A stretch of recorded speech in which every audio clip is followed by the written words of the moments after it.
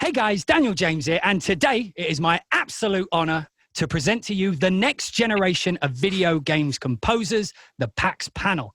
As I just mentioned, I am your host, Daniel James. I am a video game composer. I've worked on games such as Metal Gear Solid 5 and more recently MANEATER. But joining me today, we have from Call of Duty Modern Warfare and Assassin's Creed Valhalla, Sarah Schachner. Hi. From the Ori series and the upcoming Halo Infinite, we have Gareth Coker. Hey, everyone. From Metal Gear Solid 5 and Death Stranding, we have Ludvig Forssell. Hello. Hello. From Mortal Kombat 11 and Call of Duty World War II, we have Wilbert Roget. Hey. And finally, last but most certainly not least, from Doom and Wolfenstein, we have Mick Gordon. Let me do that again, Mick. Let me do that again. Let me do that again for you.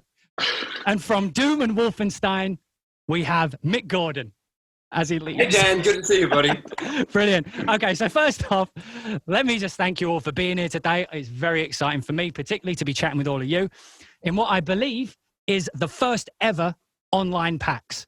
And there's obvious reasons for that, which neatly, in a rather unfortunate way, leads us to our first topic, COVID, and how it has impacted us as composers. Now, most of us here are what you would call freelance composers, meaning that we work independent from any particular game company or any publisher. Instead, we're hired out on a per project basis and generally either work out of our own studios or even out of our own homes. I personally work out of my own home. So for many of us, I imagine not too much has changed, right? But however, as I mentioned, we are joined today by someone who is the only person I believe here to be an in-house composer working at Kojima Productions. So Ludvig, to kick us off today, could you briefly tell those of us who are watching, but might not know much about it, how working in-house actually differs from freelance as a composer and how your work days have personally differed since it started? Since what started? COVID? Since COVID started, the pandemic, the lockdown.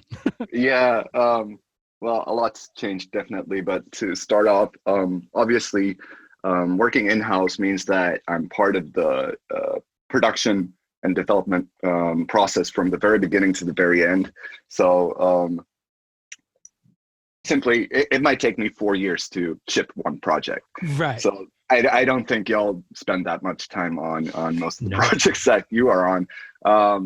It did take 4 years for us to ship our last game. So it's not just writing music, especially since I'm also the audio director. I'm in charge of the entire audio workflow and pipeline and making sure that the entire soundscape for the game ends up where we need it to be.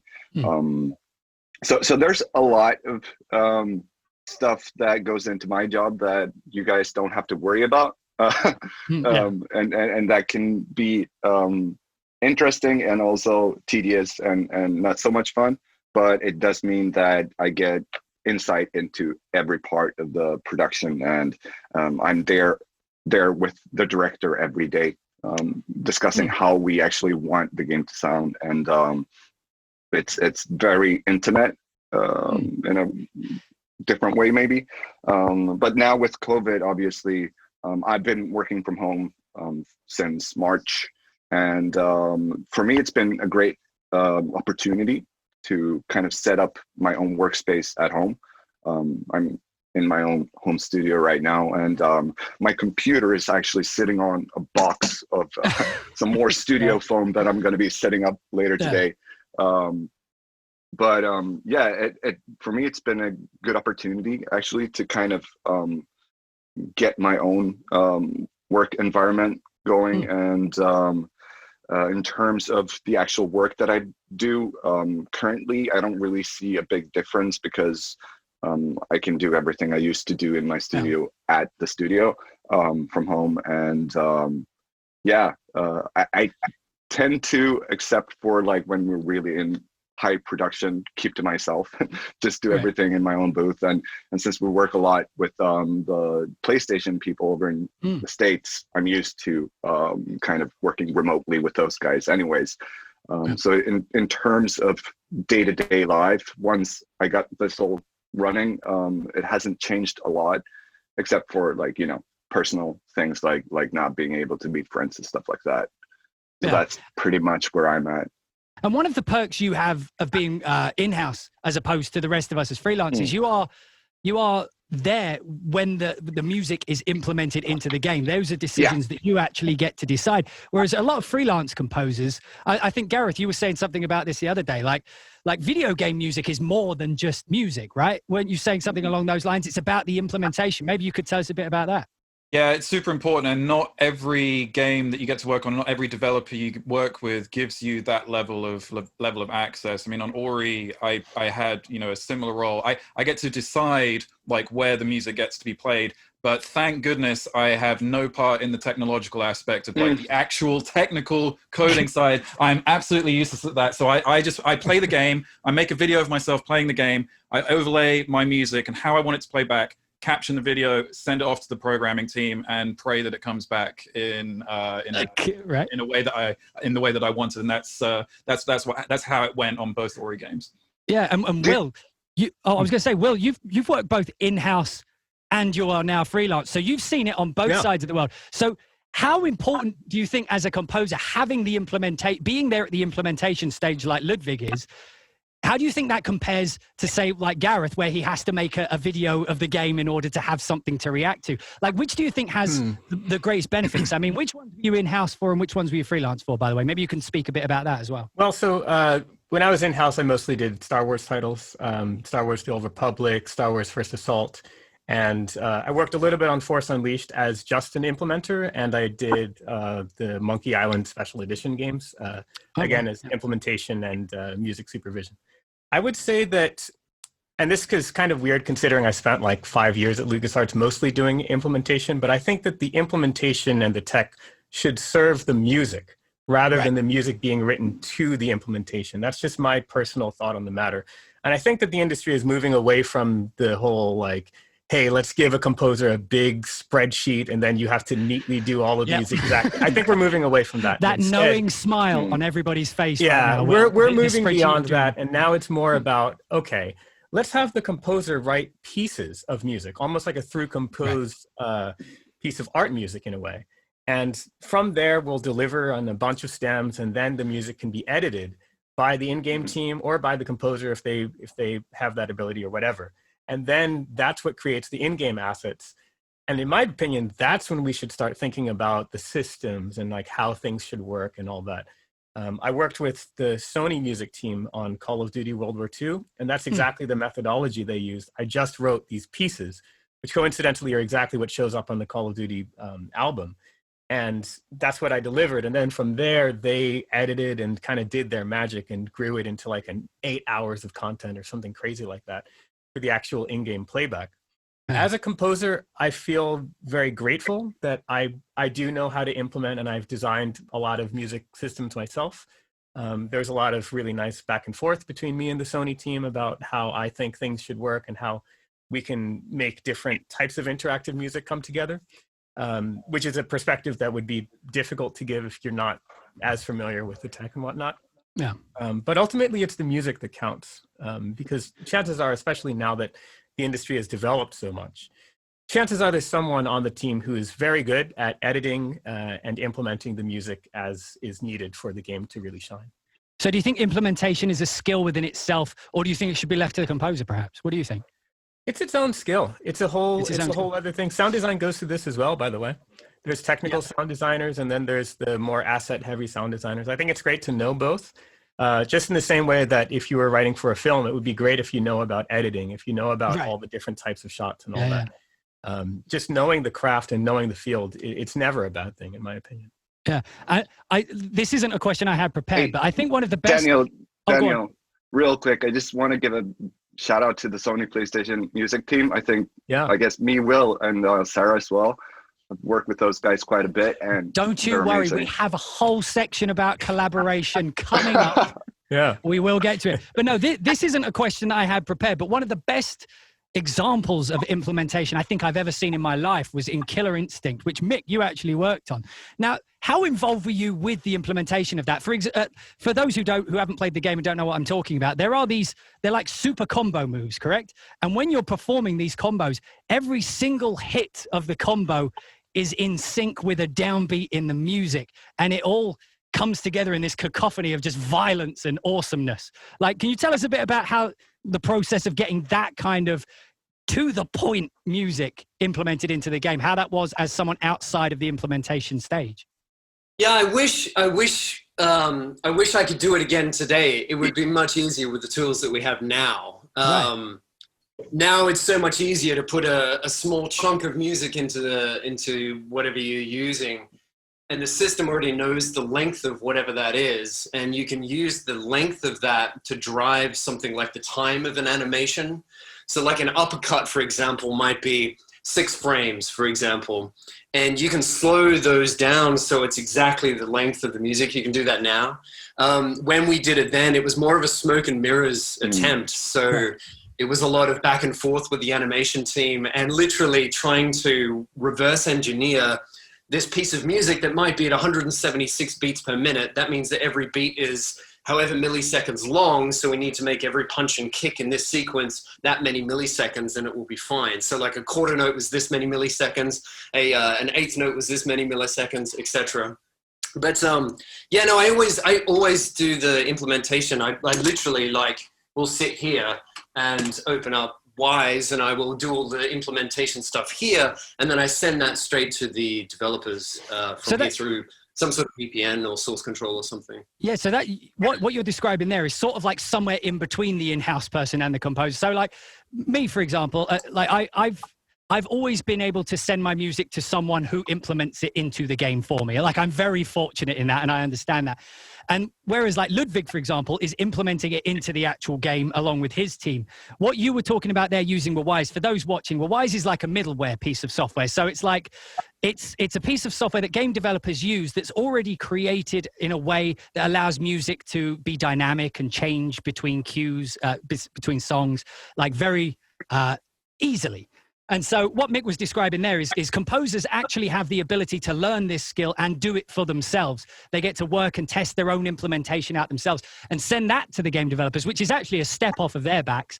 And mostly they tend to appreciate it. Well, if you're doing it well, if you're doing it bad, I guess they don't. But if you're implementing it well, that's a step off of their back. But anyway, so as Ludvig did mention earlier, he brought it up, like collaboration during COVID has been the biggest thing to impact us. Like being able to collaborate with other musicians, as you know, it's just become tougher. But more so, even composing with even collaborating with other composers is pretty tricky. However, some of us have indeed found solutions. So Sarah, you recently released your Assassin's Creed Valhalla main theme, which was incredible, by the way.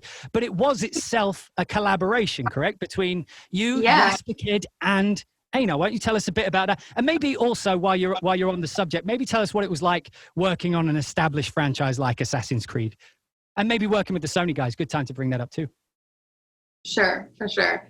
Well, going back to the theme, I've never collaborated on a main theme for, I don't think none of us had. So it was a new experience to have to write one piece of music all together. It's like, how do you do that? We can't even get together and work out ideas in the same room. So, you know, luckily the internet exists, and Jesper had started on a melodic idea, and then he got something going that would have like a very somber and emotional tone to it, and then he sent it over to me, and then I arranged it and produced it out and added to it, and then we got it to a place where it was solid and ready for Einar to do his magic on it. And he sang, and I mean, his voice is incredible. So anything he adds to it, right?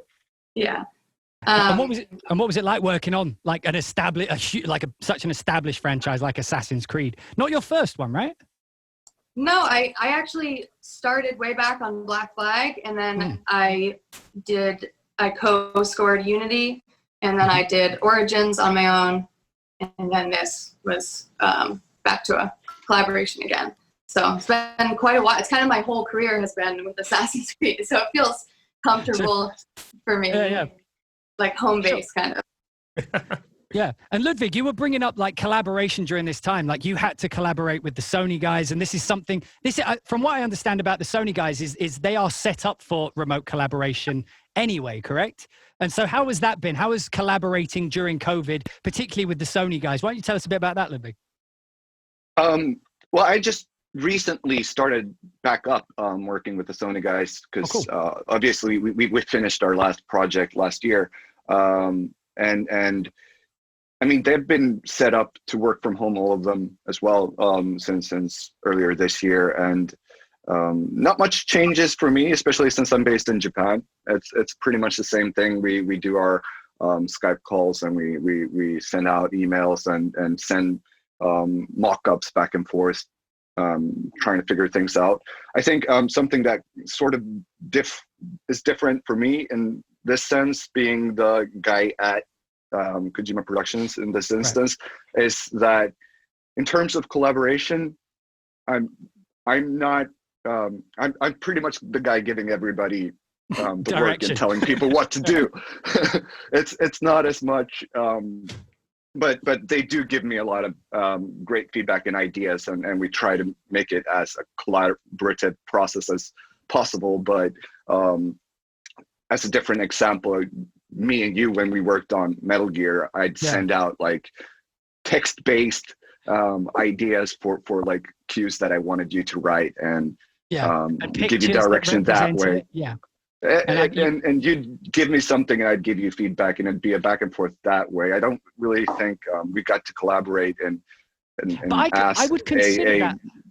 Sorry, I'm just saying that what Sarah was talking about sounded like really awesome as two composers working together that way, and that's something that I definitely want to try out going forward.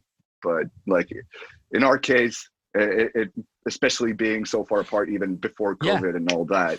Well, that was sort of different. Worth saying, like when I was working on Metal Gear Solid 5, Ludvig was based out of Tokyo, Japan, and I was based in a little village in the UK called Battle, and I did the whole thing from there, and we had Skype calls, and like composers are generally reactive beasts, you know what I mean? Like all it takes is give us a picture and we'll be able to interpret and feel what that is as music, So a lot of collaboration in that regard is quite easy to do, even with COVID. It's more like what Sarah was saying. It's like when you're working on tracks and with other people recording, that's probably the biggest aspect that's changed. However, like all of our collaboration doesn't necessarily come from within industry. So Mick,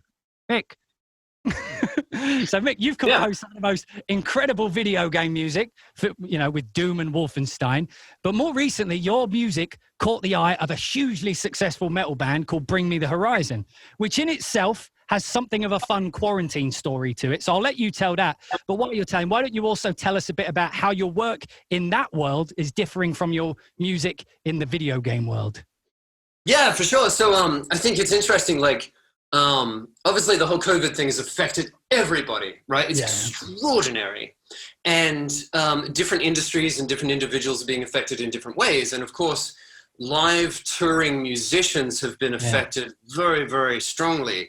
There are no tours, there are no live shows, there's no festivals, there's none of this stuff at the moment, right? So, what's the upside of that is that there's a lot more music being written and worked on and collaborated with and produced and things like that. And Ollie, the singer from Bring Me the Horizon, tells a really cool story where he was just doing some game time, and he got a copy of Doom Eternal, and he was playing through it. And he's quite a keen gamer, so he was he's pretty much up with everything and what's going on and all that sort of thing, which is cool. And he just had this sort of idea, like, hey, wouldn't it be cool to kind of work together on a couple of things? So they reached out and we got chatting about it, and it was really cool. He's a very much a you're very fortunate in life to meet certain people that are like these just creative forces of nature. And Ollie is definitely one of them. He's an idea printer. He just prints good ideas, right? He's constantly working on stuff all the time, right? And he sent me like this, what I would call a design document for the song. It's like a 10-page document that talked about the ideas behind it, the meanings behind the lyrics, different ideas and films and images and books that had inspired the music. And this was the method of collaboration, which I love because it's not so much speaking on like musical terms. It's not like this kick drum here or this synth part here, etc. It's more like a higher level creative conversation based around concepts. So he had very strong concepts in mind of what he wanted the song to sound like. And, you know, through this document, he relayed those concepts to me. And then it's my job to kind of interpret those concepts the way I would. And to me, that's a proper collaboration. And going to the second part of your question there, I'm finding at the moment I'm enjoying a lot more of this producer role with bands and working with different musicians and acts and artists and things and producing albums and stuff is something that I'm kind of enjoying a lot more at the moment. There is a lot more creativity involved. On games, sometimes you're very much like in this box, right? And there might be these sort of things that you want to go off and explore, but it doesn't relate to the game. So you have to kind of rein it in to get back into this sort of nice, tight fitted, sort of thing of the game, right? And with music and with producing acts and things, it's great because we can just go off and explore these wonderful untapped worlds of creative possibilities. So I'm really enjoying that at the moment, for sure. Yeah, so did you feel that your production skills that you've developed in the video games industry translated one-to-one to working on records, or did you have a lot more to learn once you made the jump over to doing the band music? Yeah, I'd say the biggest difference, other than that whole creative push thing, is this like strive for perfection. You know, there's a real thing when working on a deadline that you get it to a state, and then when the deadline hits, sometimes you just have to relinquish it, right? You just have to let it go and move on to the next thing. And with this stuff, it's like, man, we can just spend the time to get the phase of the bass part perfectly in line with the phase of the kick drum, right? So the speaker is pushing in the most perfect way. And we can take the time to do that. And, so I'm enjoying that high level of perfectionism that it's an itch that I can get to scratch for a little while.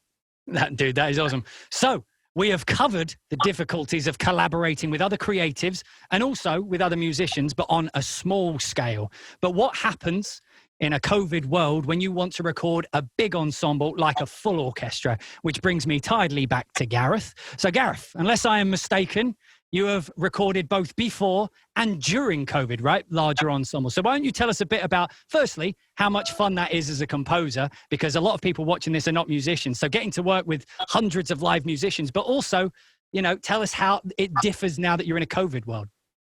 Well, it was daunting on Ori because I was working on Ori and Halo at the same time, which I can actually now tell people. Because I couldn't at the time. So we had an Ori recording in December and January, and a Halo recording sandwiched between those two Ori recordings. That was all pre-COVID. So I did 3 transatlantic flights. Well, I guess it's 6 transatlantic flights in the space of 5 weeks, which was pretty terrifying. But then you get to the studio and then there's 40, 60, 80 musicians waiting to play, and then you just sit there and hope you haven't screwed anything up. And thankfully it turned out pretty good on Ori, and we've actually finished the music for Halo as well. So but the first Halo recording, which was done in December, was obviously pre-COVID. The second and third round was done after March, and the biggest difference is the musicians, at least where we were recording in London, now all have to be spaced out, and there is a limit on how many players they can have in the room. And let's just take the string section, for example. Now, normally when you go see an orchestra, they're all sitting pretty close together so they can hear each other play, and it really helps like their tuning and intonation. But now they're all spaced out. They're like socially distanced all around the hall. They've like measured it out. They've got these really specific setups. And so the microphone setup is completely different. And so when you're trying to like mix the final track, it doesn't sound different because the engineers have figured, thankfully there are very smart people who are working on all of that, much smarter than I am, who have managed to make the new microphone setup match what we had in the pre-COVID recording. But one of the things we did find when recording choir, because they had to be socially distanced as well, much more as well, because they can't wear masks for obvious reasons. So the string players can wear masks, but choir can't.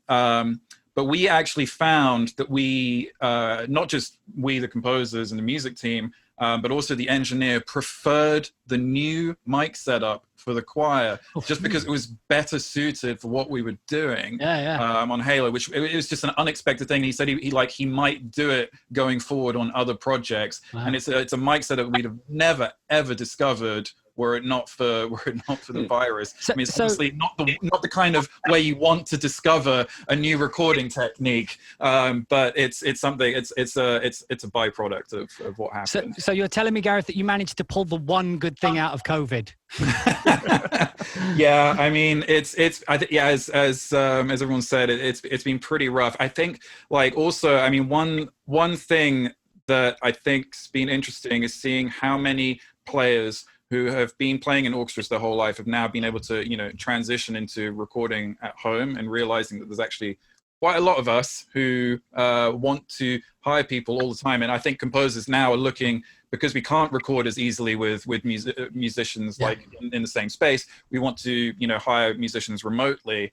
And all I'd say is, if you're a musician watching this, I'm sure there are musicians watching this, and if you've got some serious skill, get your stuff out there. Because I found several of my collaborators on YouTube. Like one in particular who I know Will's worked with as well. I think Will knows who I'm going to mention. It's Kristen. She did a cover of a track from Ori and the Blind Forest. I was like, who is this? This is amazing. And then I found out that she plays like 6 million instruments, all wind based. And then on Ori and the Will of the Wisps, she played 21 of those wind instruments. And yeah, it's so if you're a musician, right now there's a lot of us composers who are looking for different collaborators. So get your stuff out there. Yeah. And Sarah, I saw you jump up there. Like you too have found musicians from YouTube, but as well as that, you will record a lot of your own at home, right? For your game scores. Yeah, I typically play as many of the instruments as I can myself. I play string instruments, so that translates to quite a few things, but I'm always looking for unusual instruments or just interesting artists that I can collab with. So actually on Valhalla, I did a remote session in Scotland a couple months ago, right at the beginning of the pandemic. So it was crazy because we were like, oh my God, we might not be able to do it. And it was real stressful trying to sort it out. But luckily it was just one player. He plays, he's like the only person, one of the only people in the world that plays this ancient Celtic war horn. It's like an untempered, long, huge brass tube that has a face on the end. I thought it was a dragon, but it turns out it's like a pig, which is not as cool. But it's just like so haunting and eerie, and because it's untempered, which means it doesn't have like buttons that you press down that tune the notes for you like a modern brass or wind instrument. It just has a natural series of harmonics, and to get any of the notes in between, you have to bend it with your mouth. And this guy, like, he's an amazing trombone player. He played with Frank Sinatra, and he's also a professor and an expert in history. So he was like the perfect person to have on board for Assassin's Creed. And we did a remote session. I was on Zoom for 8 hours, and it somehow went okay. And he played some like shells too, a bunch of different things, but that was the main instrument. Sarah, how did you discover that instrument in the first place? Actually, this is kind of a funny story. So not many people know, but I had a Viking ship in my backyard when I was a kid. Like a real actual Viking ship. A full-size, realistic replica from the Leif Erikson Society, and it had gotten in, it had some damage and they couldn't sail it anymore. So there was an ad in my small town paper saying that they were going to sell it or burn it. And it just, my sister and I were like 5 and 7, and we were obsessed with Vikings when we were little. I don't know why, but we just were. And, we're asking my parents for a Viking ship. They're like, that's insane. You can have a swing set, but you can't just have a Viking ship. And then this ad appears like the next week. It was just very serendipitous. And my dad like bargained them down from $7,000 to $700 for the ship. So we got it, and we had it for many years. And so I feel like my life has come full circle to now get to score Assassin's Creed Valhalla. It's like achievement unlocked. I've done it all. Awesome. But awesome. Wait, what was the question? Oh, that's not how I found it. So the guy that sold us the boat, I'm friends with him on Facebook, and he tagged me in a YouTube video of this guy playing this incredible instrument. And it had just kind of been in my head and in my ear for a while, and then YouTube. On YouTube, yeah. I tracked him down. I tracked him down, and it worked out. So YouTube is awesome. Yeah. That's so great. Ludvig, as a Swede, do you have your own Viking ship? No I'm comment. disappointed. I am disappointed. So, I briefly mentioned it earlier, but all of us on the panel today share something quite unique. That being that we have all worked on previously established franchises. We've all stepped in to carry on the mantle. I, for one, was lucky enough to write music for Metal Gear Solid 5, which is genuinely the reason I'm a composer in the first place. The Metal Gear series was one I always wanted to be in. And as we mentioned earlier, Ludvig was actually the person who got me on board there, and it was, you know, a great collaboration. So Ludvig, why don't you tell us about what it was like to pick up the torch, not only composing, but becoming eventually the audio director for Kojima Productions and working on a game with such a fantastic musical legacy like Metal Gear? Yeah, obviously it was super scary and daunting and all that shit. Especially since it was my it was my first big job that I was gonna do, and picking up the mantle of that franchise, especially with having such a strong musical identity, I think was very scary. However, what kind of made it interesting or made it doable for me in a way was they from the very get-go, from the very start, they decided to go in a totally different direction this time, which was to some maybe giving up on what made the music special, but because people like what used to be. Like that's what's going to happen when you're stepping in such a established, well-known franchise.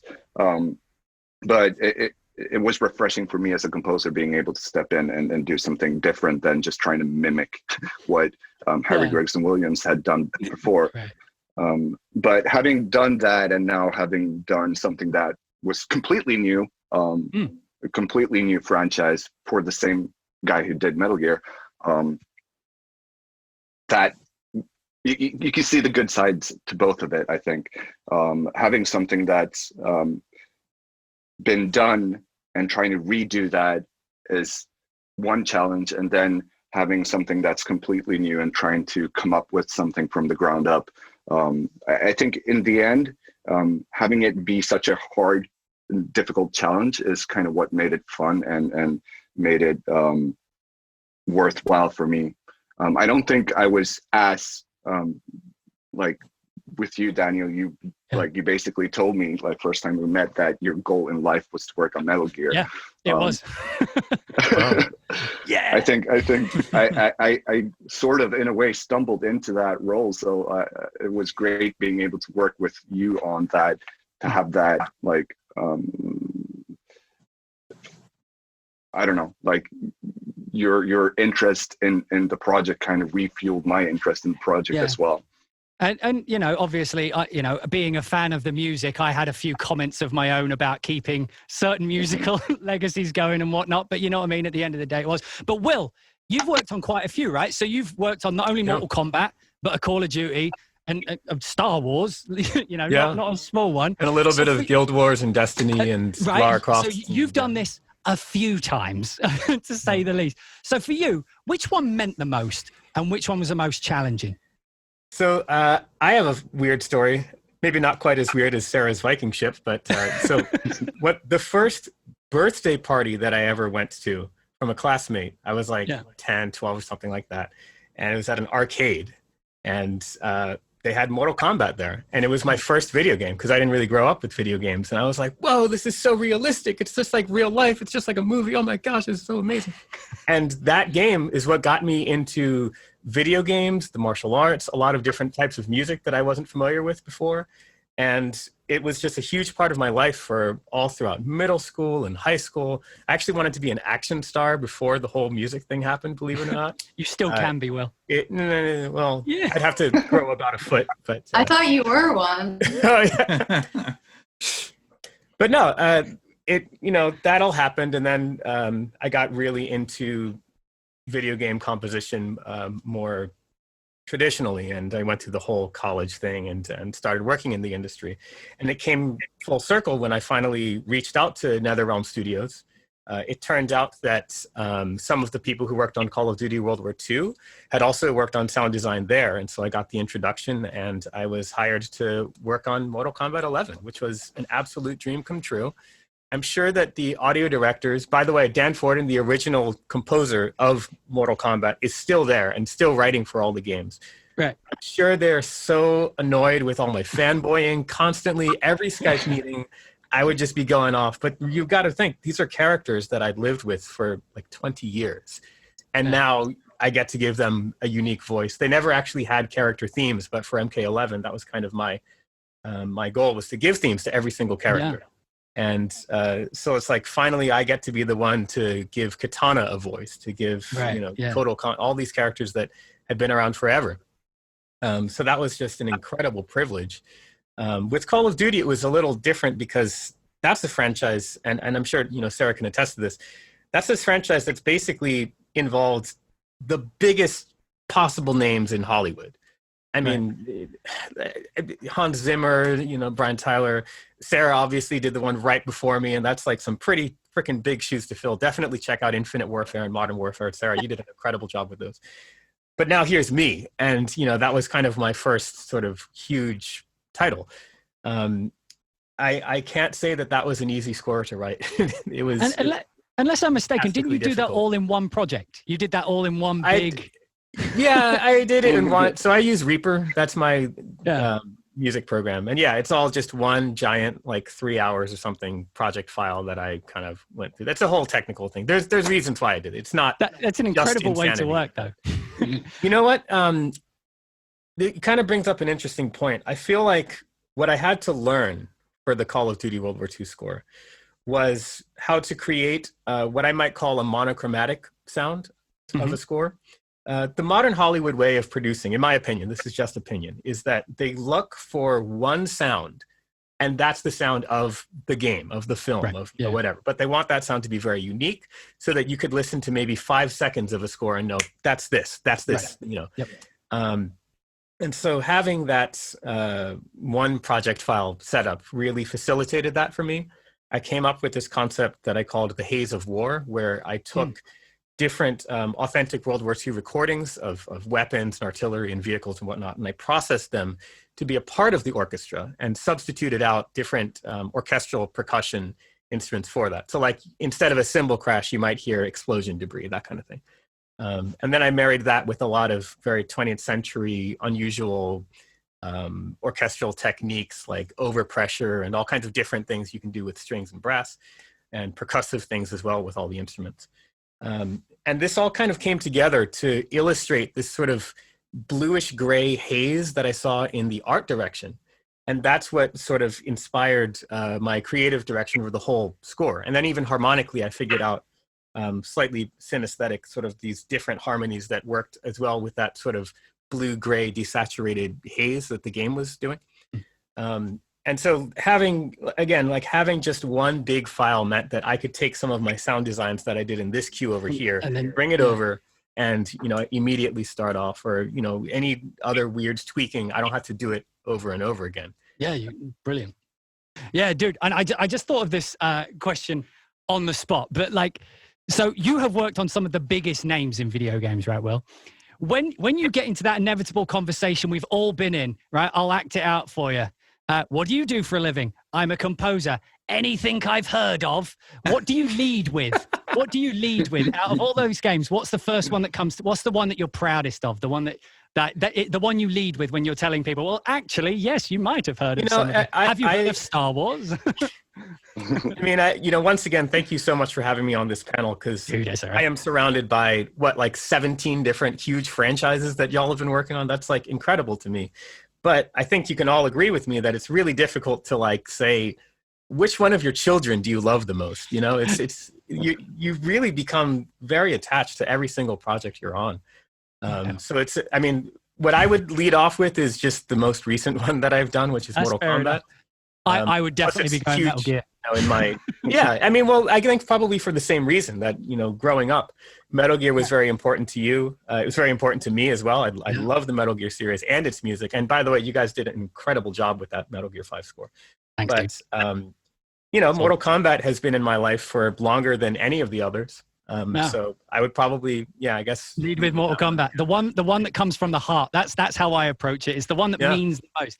That's awesome. So Mick, you've done a whole bunch too. So there's Need for Speed, there's Killer Instinct, Doom, Wolfenstein. So do you feel any extra pressure on when you're working on something that already had a musical voice? And how does it compare, that pressure, how does that compare to coming up with something completely original? I mean, on some of your projects, you were doing kind of a blend of the two in some spots, right? So where did you feel the most pressure?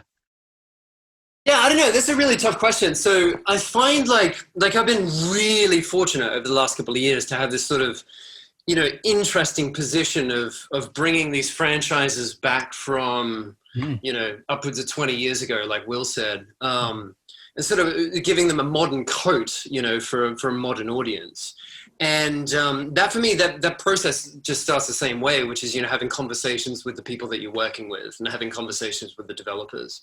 And that's something that I enjoy the most. And, we can spend hours talking about all sorts of things. And it can be, what their goals are with the franchise and where they want to take it and what their target market is and all this sort of thing. That's all great. But it's also like, what are their nostalgic memories of the franchise? What elements stood out to them?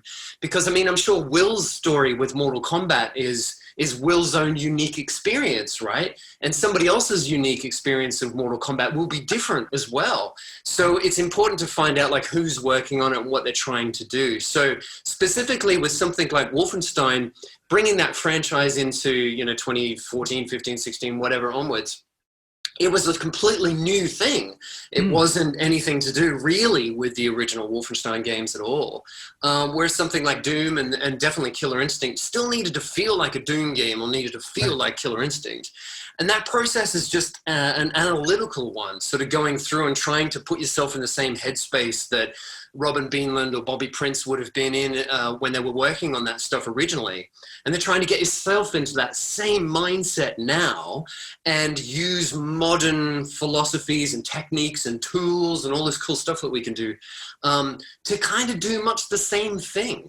I'm not a believer in that I want to do tributes to the past, like just give it a sort of like a retro sort of fake historical recording sort of vibe or anything.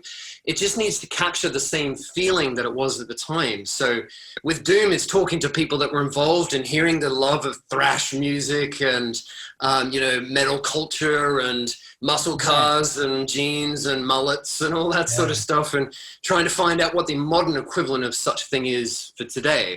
And if you do that, you kind of get pretty close. It's very much a process.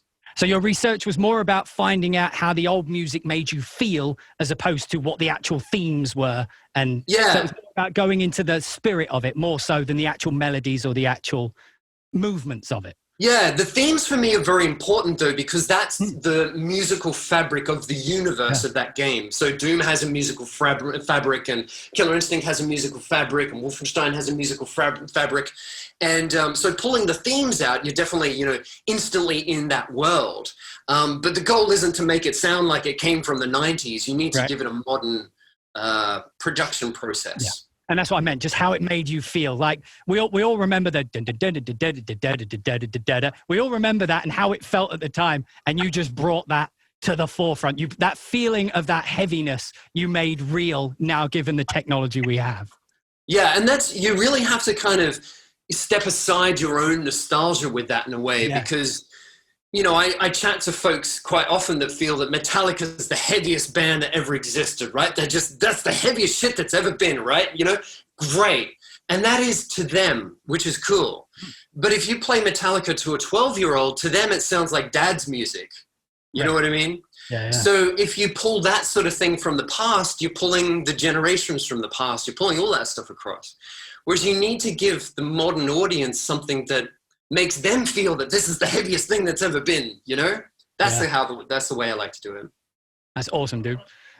But Gareth, you can't talk too much about your previously established franchise, which is Halo, but can you tell us a little bit about your general reaction to when you first realized you were going to be jumping in on something as big as Halo, and maybe compare it a bit to how it felt right into something completely unique like Ori?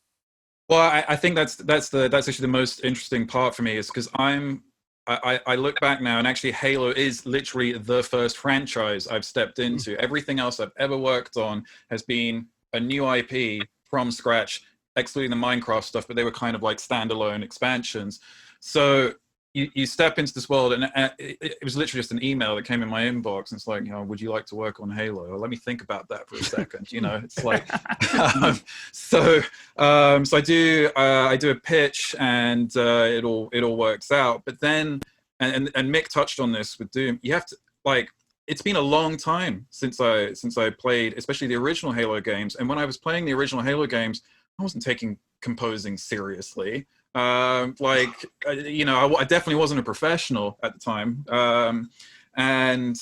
I can be honest and say that I found like the beginning tough, because you have to learn a whole new musical language vocabulary that you didn't create. And because I've been so used to that for my entire career, it's like, okay, well, I need to really go and study like the original music by Marty and Michael, and then Halo 4 and Halo 5 with Kazuma and Neil Davidge, and then Tom Seltzer's work. And it's like this huge amount of music that's been written, and it's all got to be looked at.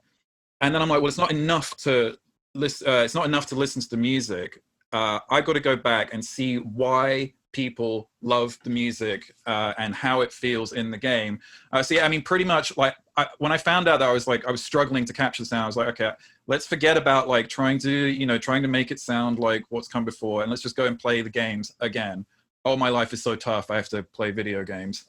So I literally played through not everything from start to finish, but like most of the games, like 2/3 of the way through, because time is not as plentiful as it used to be, and that just gave me a greater understanding of like everything that 343 Industries were talking about. And then like I started to get in sync with the project finally, and because I'd learned the language, and I'd learned why the language existed in the game, the musical language. So that was like a process that took a bit longer because I wasn't as used to it. And what we've put out 3 tracks already for Halo Infinite, kind of 3 previews, and they're like it's so interesting reading the comments, because obviously there's going to be comments because it's got such a rich musical history, and it's like, yeah, with their clear throwbacks to things that have been done before. But it's like, man, I can't wait for like to see where people are either going to love it or they're going to hate it, like, because we have we've taken things to a new place as well. So the score at the beginning, it was tough because we're like doing the callbacks to the past, but because of the nature of the game, we were allowed to like push the boundaries, especially towards the end of production. I mean, one of the reasons we haven't been able to preview the new stuff is because it's still being mixed. But yeah, it was definitely like a daunting prospect to be stepping into something that big. But I think the other thing is I had a partner in crime on this. It was also the first time I'd done a collaboration with another composer. There's 2 other composers on the project, Curtis Schweitzer and Joel Korolitz. And yeah, like we're all reporting to a music supervisor who is like making sure that we don't do anything too crazy and weird, making sure that we're all staying within the Halo universe and that the language that's been created, and expanding on it in little bits with but we're all kind of going through the same thing. So if ever we're like, oh my god, we're struggling with a certain cue, we just like it's a late night rant or a late night email, and then we get through it and then get it done. Did you find that the pressure was less, or at least diminished, because you got to spread, not the work, but you got to spread the load with some extra other composers? Like, did you feel that like, okay, because I have a team of talent around me, a talent with me, the pressure's going to be a bit lower? Or was that Halo name just bearing down on like you like an LA sun in summer? At the end of the day, I think like it's whether it's Halo or Ori or literally anything I work on. I mean, I feel like I try to treat everything like it's the last thing I'm going to do, because you just like, I think we all feel very fortunate to be able to like do this for a living. Absolutely. I can, yeah. So it's like, they're all like equally important. Obviously, you know, the legacy does linger, but it's like, I'm writing music at the end of the day. I need to like make sure I'm focused on what I'm doing. But one thing that's interesting that you mentioned that is a big difference for me. On Ori, I'm literally in charge of everything, probably not dissimilar to Ludwig, and like with, you know, I'm, you know, choosing the orchestrators, you know, getting all the music printed, flying, booking the damn flights, like for my teams, you know, all of that stuff. And on Halo, I had to do absolutely none of it, and it was glorious. Like, yeah, because the music supervisor took care of everything. Like, I'm not used to that. Maybe the other people are, the other composers on this panel are, but it's like, so that was a new thing. So that like a lot of the pressures that I'm used to, and I don't mind it. I'm actually like kind of a control freak. So like relinquishing this amount of control was very, very new to me. But actually, it kind of came at a good time, because I like finishing Halo is coming off the back of Ori, which like really took it out of me. And then not having to worry about like a bunch of extra like logistical stuff made it so I could really just focus on the music and delivering exactly what they wanted for the game. When you're working with an orchestra, there's so much that you completely forget that you have to deal with. Like, you realize someone has to physically print out every page of music, right? And like tape it, and you forget about those things unless it's suddenly Guild Wars the night before the session, and you're like, oh yeah. And then you have to get a posse together to just madly tape, you know, thousands of pages of stuff. Wow, that's mental, man. Sarah, so you already spoke a bit about Assassin's Creed and all the different, you know, franchises, all the different entries in the franchise that you did there. But you also, as mentioned earlier, worked on both Call of Duty Modern Warfare and Call of Duty Infinite Warfare. So for you, I'm curious as to what it felt like the first time you came into an established franchise in general. I mean, I know that you did some before Call of Duty, but like, if you want to speak more specifically to Call of Duty, like, how did it compare being in Call of Duty for the first time with the legacy it comes with? And then how did that change once you moved on to it for the second time? Did you feel the same pressure? Was it the same, or did you feel like, I've got this? Well, the first time with Infinite, I actually that was the first AAA game that, well, aside from Unity, I don't really count that because I only did some of the music. It was a collab. Yeah. But Infinite Warfare was the first one that I was fully handling myself, and I got it at the same time that I got Origins. I really didn't think I was going to get both. So I was excited for a day, and then I was like, oh my God, like the panic set in of like, not only am I doing my first AAA game by myself, I have to do two of them on the same timeline. So that was a really hard 2 years, but I was also so excited to be doing. I like just shut my doors for like 2 years and just was in my studio working day after day. But yeah, I mean, there was definitely pressure, but I feel like with Infinite Warfare, because it was sci-fi and it was kind of going so far off the path of what was normal for Call of Duty, that I didn't feel as much of a pressure to like sound like it had sounded, and they wanted something different. So that was really exciting, and I was so grateful to have that opportunity. And then with Modern Warfare, while I did feel like I had more experience and I was more prepared for it, there's a whole pressure that comes with Modern Warfare, and like the last, the nostalgia of Hans Zimmer and Lauren Balfe, and just the love that everyone has for that game was fantastic. I think everyone just has such fond memories of the music and the experience of that game. So, there's pressure, there's nostalgia pressure, and but again, they wanted something different. They wanted it to be like a grown-up version of Modern Warfare, like more mature, more serious. So I still felt like there was a lot of room to take this, like you had said before, take the spirit of the past and do something modern, like what Mick was saying, package it up for the modern audience. And I felt like I got to just do my own thing. And it was awesome. Yeah. Like finding out what it was about the scores from the past that people loved and trying to tap into that through line and keep that happiness trail going. I mean, I did get to work on a couple of Call of Duties myself, but only helping out Jack Wall on the Black Ops 3 and 4. So I didn't feel the same pressures you guys felt, but like, it is a daunting task when you see the words Call of Duty on the project folder and you're like, shit.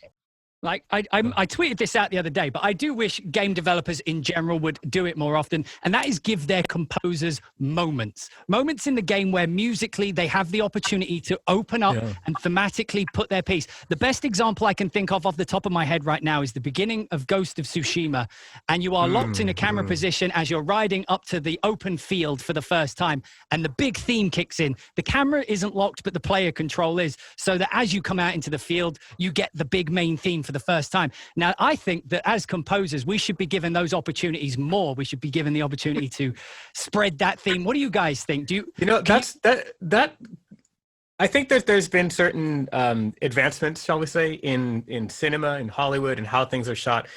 And I guess I use the term advancements quite loosely because it's been more like, shorter and shorter attention span, faster, quick cuts and everything has to be very snappy.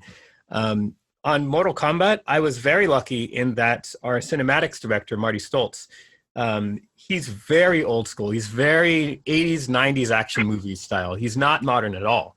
And so he would give me these moments where nothing is happening. Like if you look at this game's story mode and how often characters are just walking, and that's it. No one's fighting, no one's talking, it's just walking.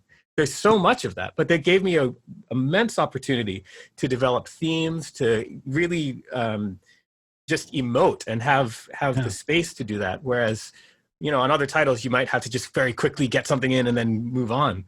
Or more likely, you would just kind of establish a groove and then let it sit and not really have the opportunity to go in very deep.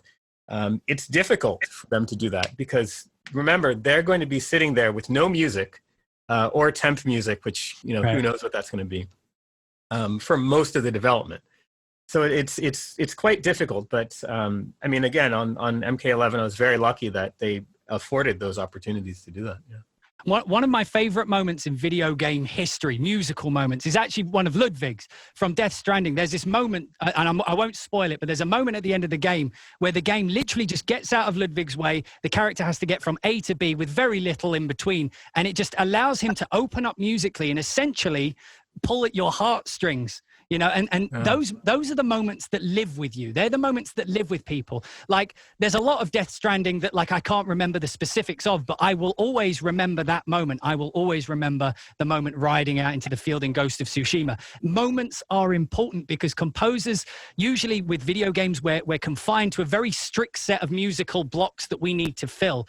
And every now and again, if you want that music to emotionally connect, you have to give us the moments to why this music matters. Give us a moment in the game where we can musically put that. That's just me speaking there, by the way, just having my moment. But anyway, so I think that stuff is really important. I'd like to point out the very beginning of Doom 2016, cocking that shotgun in time with the music. It just really sets the mood for the music. It gives the music its identity very early on.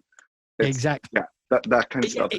It gives the music the ability to explain its context to people. It gives it the opportunity for people to understand why the music's playing that theme or what is playing that thing, because hopefully you've allowed the composer an emotional moment to establish that, so that when it comes up later, when you hear that Ghost of Tsushima theme later, when you hear that BB theme that Ludvig's been hinting at the whole way through, and it has a moment, it makes sense and it emotionally connects. I think that's very important. But anyway, unfortunately, that's all we have time for today. I would first like to thank my incredible panel for being here today and both sharing their insights and experience with us. I would also like to thank PAX for giving us the excuse to have this chat today. But most importantly, I would like to thank you guys at home for watching and supporting the video game industry. I hope you all had a great time today. I hope you all stay safe, and we will see you in the next one. Guys, would you like to say goodbye to our audience? Hi, y'all. Thanks, everyone. Goodbye. Thanks for coming.